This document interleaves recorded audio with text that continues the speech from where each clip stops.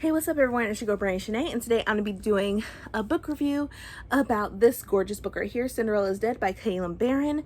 And so let's go ahead and get started. Okay, and so this book came out earlier this month in July, and I was able to get it. I pre-ordered it, and as you can see, I annotated it because there was a lot of good things about this book, and there was sad things about this book that is just relevant today, about women and how women are pretty much not being respected, and they're being overlooked. And for this world, this book was amazing.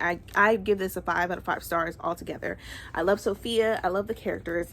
I love the character Constance.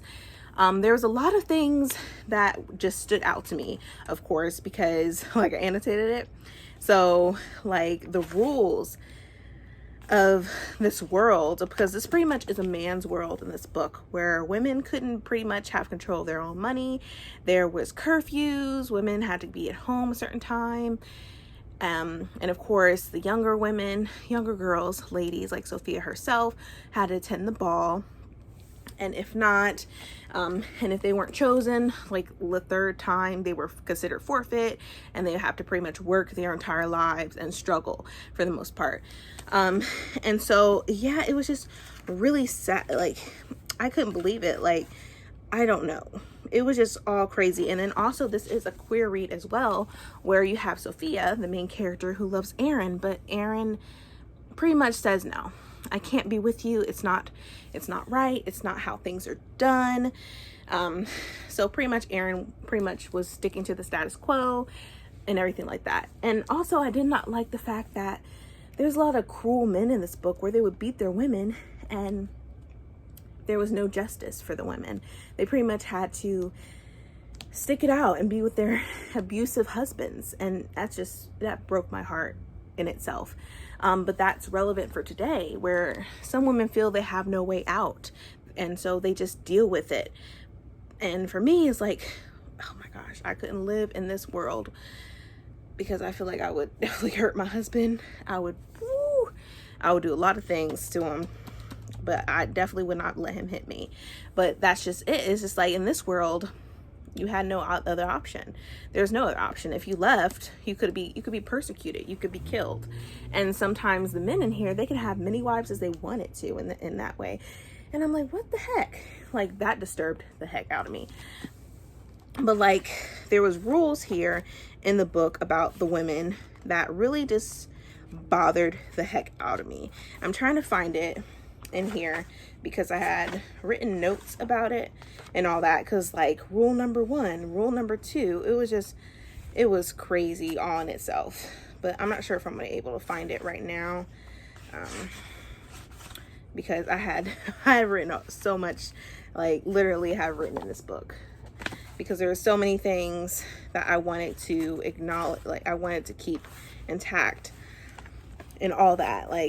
There were certain things, especially straightening Sophia's hair, because the king likes it better, and all that other stuff. And it reminds me of, especially being a black girl, when I was a black girl, all I wanted was to have my hair straightened, because that was the thing where a lot of people felt like it was more professional having your hair straightened and all that.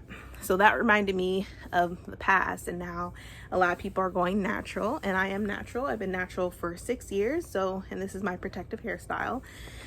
So yeah, there's a lot of twists and turns in this book that I was not expecting, but it was all good things.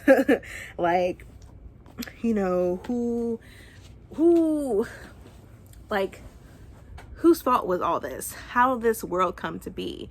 And then we just realized certain things. And then there's references in this book that I recognize. If you've seen Snow White and the Huntsman, where you have, I forget, Charlize Theron, I think that's the actor's name, I don't remember. And she would suck the youth out of the women, the beautiful women in the village.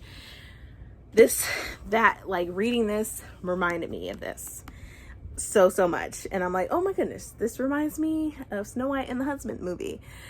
So there's a lot of similarities, but overall, I'm glad at the outcome of this book, where pretty much women decided not to be silent. Even on the very last page, it says, do not be silent, raise your voice, be a light in the dark. And I think with that, Sophia in this book always felt like an outcast because she always spoke her mind. And a lot of people warned her, no, you should not be doing that. You can get in trouble. People were just warning her, but she still became herself. She never lost herself. She still became Sophia. She was still always Sophia.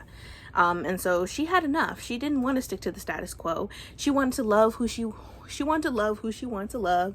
She wanted to be who she wanted to be. No man was going to tell her who she needs to be, who she needs to be with. And I was rooting Sophia on because I was like, yes, girl, yes. So this book was worth reading. It was a fast read for me. And it also is a page turner for sure, because it makes you want to know more about what's happening. Who is the cause of all this? Who are the enemies? Who, like, just who wanted this world to even be like come to be? So yeah. So even the cover is already like wanting you to come in and be like, come read me. And I love this so much. Like, the book is beautiful. It has blue, and then take this off, it's purple. So I love this book altogether. I really wish that I could find the rules of the land, because I had definitely like highlighted them and everything, but I cannot find them right now because I'm like, man, what is it? I can't find it. And like, even like this one with the ball and everything and how women were required to go, it says, you are required to attend the annual ball. Failure to comply will result in imprisonment and seizure of all assets belonging to your immediate family. So literally you had to follow these rules or you'll be punished. And not just you alone, your whole family will be punished. And I'm like, man, ain't that some crap for you? Like, I don't know. And it saddens me because some of these families who were telling their daughters to go to these balls, they were telling them like if they didn't find somebody, they're going to be forfeit, they can't live with them anymore. And that was from the man. Their mothers didn't have a word or say about anything. They pretty much had to stand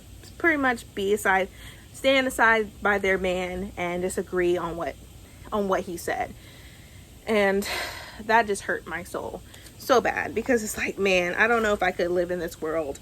I feel like I definitely would have been imprisoned for sure, because I would be like Sophia, you know, like, it's just crazy. And like, Sophia even witnesses where she goes to the seamstress and everything like that, and she hears her husband, like, she hears the seamstress husband beating her and everything like that. And then Sophia was like, are you okay? The seamstress pretty much says, I am okay, I will be okay. But the thing is, the seamstress has a son, and he hears it all and sees it all. And right when the thing is, when the seamstress says to her son is, you will grow up to be a good man. He says, you go get something to eat. Breakfast is on the table. She smiles at him and looks to the stairs and nods. He embraces her again. She looks down at the boy. Papa knows best, my love. You will grow up to be a good man, just like him. And I'm thinking to myself, how is he a good man if he beats you? Like, but then again, it also says, what could you do? The woman laughs lightly. Oh, you poor thing. You're one of those girls who thinks there's a way out, aren't you? That something will come along and make everything better. She sighs and shakes her head like she's angry. I wish there were. I wish I do. I swear I do. I wish I could tell you to run, to hide, but it would never work. Her voice is so low, I have to lean in close to understand. Nothing can be done. Not a damn thing. So pretty much, that's how she felt. There was no hope for the seamstress. She just said, there's nothing you could possibly do. This is the way of the world. This is how it is for us women. This is what we just have to stand it. And it's heartbreaking. But then again, this is some real stuff, because there's a lot of men out in this world who feels like what they say goes, and their wife or whoever their significant other has no say in any matter. But yes, I'm sorry, I'm ranting because this book is very good and I loved it. But anyways, I gave this a 5 out of 5 stars. I definitely recommend it to anyone and everyone who wants to read this book because it is amazing. But anyway, I hope you enjoyed this video or my ranting. If you did, please give me a thumbs up. Also hit the subscribe button and that bell to be notified when I upload more videos in the future. But thank you so much, you guys. See ya.